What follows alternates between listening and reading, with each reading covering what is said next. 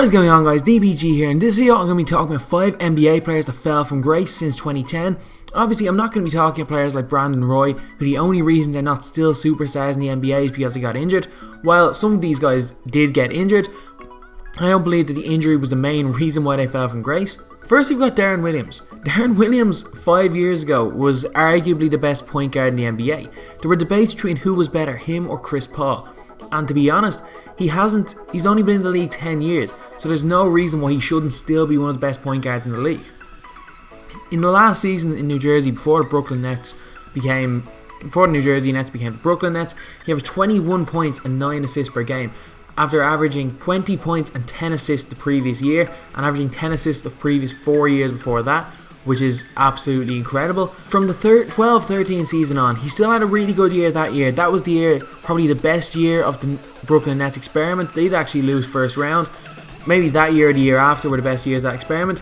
But after 2012-2013 season, he just never really recovered. He averaged 14.3 points per game, 13 points, and then 14.1 points since then, with his assists pretty much going down to almost career lows of 5.8. In Dallas, he kind of revitalized his career a little bit. He had a very decent season on a good playoff team, but by no means is Deron Williams anywhere near the best point guard in the NBA right now. If he's top 15, I wouldn't even consider him top 15 right now, having been top 5 without doubt and arguably number 1 4 or 5 years ago, and the fact that he isn't really old, it's just kind of a massive fall from grace. Next we have got Roy Hibbert, which, looking at his stats, he doesn't seem to have fallen that much, because to be honest, stats wise he was never that good. He was a 2-time All-Star in 2012 and 2014, nearly won Defensive Player of the Year in 2014. But the thing about Roy Hibbert was, while his stats were never incredible, he affected the game so much. In 13-14 season, he averaged 10.8 points, 6.6 rebounds, 2.2 blocks per game. Very average numbers, but he was a massive part of the Indiana Pacers team to finish the first seed in the Eastern Conference. He had a massive impact.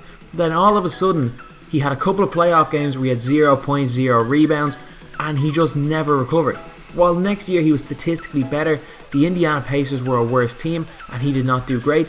And with the Los Angeles Lakers last year, he was just appalling. In 23 minutes, averaged 6 points and 5 rebounds per game as a starting centre. The fact that since his rookie year, he's been a starting centre for every team he's been on.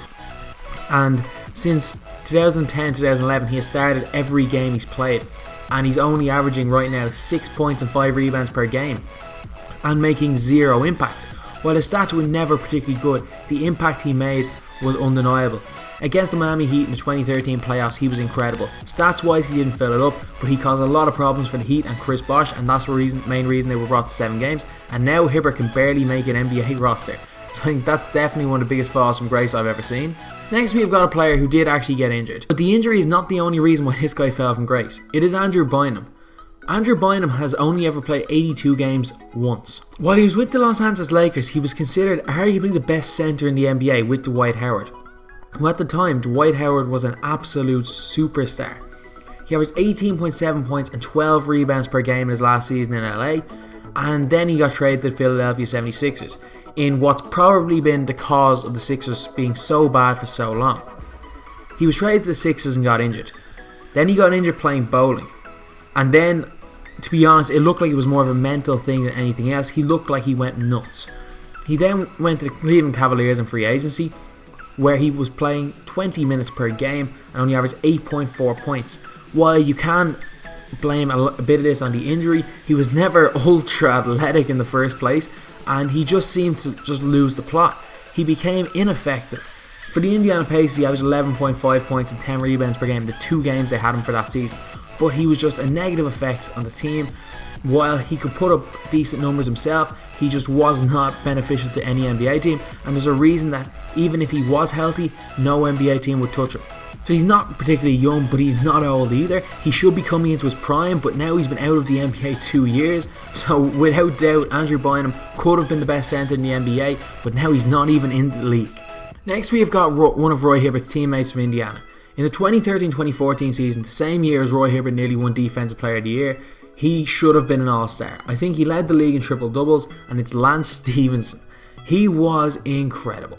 From the 2013 playoffs on, he just kind of came into his own. And the 2013-14 season, he was playing at an all-star level with Paul George and Roy Hibbert. There was a reason the Indiana Pacers were the 1 seed in the East that year over the Big Three in Miami. The Big Three had a good season, but the Pacers were just better in the regular season. He was really, really, really good. Like, there's no question about it. He averaged 50% shooting from the field, 35% from 3, and played really good defense, got rebounds, got assists, and put up points when he needed to. And then he went to the Charlotte Hornets. His shooting percentage went down to 37, and his 3-point percentage went down to 17. He averaged 8.2 points per game for Charlotte. He was supposed to be a player that pushed them over the edge and made them relative contenders in the East, or at least a guarantee for the playoffs since they made it the year before. But to be honest, he sucked. And the Clippers experimented with him. He was even worse, averaging 4.7 points per game. He did shoot 50%, but he hardly shot. And then, obviously, he looked decent enough with the Memphis Grizzlies last year. He averaged 14.2 points per game. But the thing is, no one wanted to sign him. He's now with the New Orleans Pelicans, but he was a free agent until nearly the end. No one actually wanted to sign him, because obviously he mustn't be a good locker room presence. He shoots the ball a lot, has a low percentage, and to be honest, he doesn't seem like he's that effective on an NBA team. He looked decent in Memphis. He could become good again in New Orleans. He's still really young, so has the potential to make up for it. But to be honest, I can't see it. I can see Lance Stephenson just getting worse and worse and worse. But who knows? He could take a complete U-turn and go back to being a borderline all-star like he was a few years ago. And lastly, we've got a player that fell from grace in about 6 months, and it's Josh Smith. Josh Smith was a borderline all-star. The Atlanta Hawks were really good when he was playing. He was unbelievable for the Hawks, averaging 17.5 points per game in his last year, and the season before that averaging 18.8 and 9.6 rebounds per game. He was just a really, really good player. He could play at the 3, he could play at the 4, and then he signed for Detroit, who tried playing him at the 3 with Andre Drummond and Greg Monroe, and it just didn't work. He was jacking up nearly 4 3-pointers a game on just over 25% shooting. He did average 12.4 points per game, but he was a detriment to the team. When he was on the floor, the team was worse. And because of that, he was on $60 million a year, and the Detroit Pistons waived him, and the team got better without him. He was a starter, the team got better without him. He then went to the Houston Rockets to end that season, and did okay.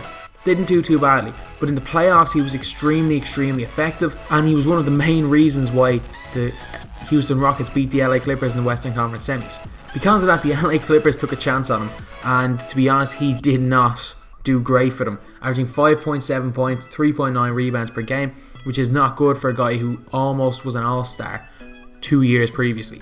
He then went to the Houston Rockets, hoping that he could have the same success he had the previous year, but he didn't. He averaged 6.6 points per game, shot 27% from 3, and continued to fire them at a high rate, shooting nearly 4 a game and making just 1.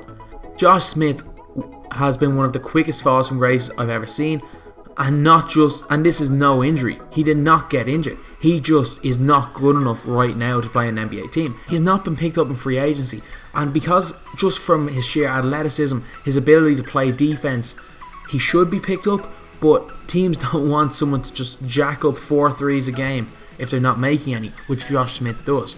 There's a reason Josh Smith isn't with an NBA roster at the minute, and the fact that he was one of the better players in the NBA, a borderline all-star and a really effective player less than 4 years ago, and he's still not that old. So that's just insane how he fell from grace so quick. So anyway, that's the video. These are just 5 players that I think fell from grace in the last 5 years. Thanks for watching. Please like, comment, and